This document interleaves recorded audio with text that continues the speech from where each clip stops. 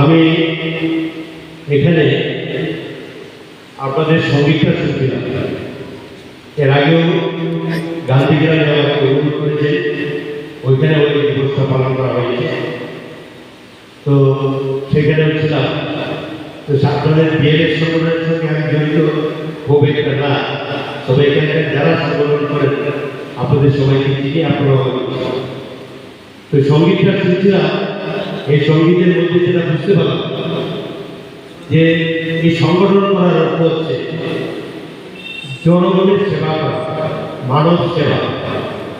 আমরা এই ভারত মাকে ভালোবেসে, এই ভারত মায়ের সন্তান হয়ে আমরা যদি মানব সেবায় নিয়োজিত হতে পারি, আমরা শ্রমিক, আমরা বিভিন্নভাবে এখানে অটোরিক্সা চালান, অটোরিক্সার মাধ্যমে উপার্জন করি। শুধু অটোরিক্সার মাধ্যমে শ্রমিক বিভিন্ন জায়গায় যারা কল কারখানায় কাজ করে, যারা ক্ষেত মজুর আছে, জমিতে কৃষিকাজে কাজ করে, বিভিন্ন যারা চা বাগানে কাজ করে, সমস্ত শ্রমিক যারা কাজ করছে, উৎপাদন করছে, এবং এই উৎপাদনের মাধ্যমে আমরা মানুষ, সব অংশের মানুষ বেঁচে আছে।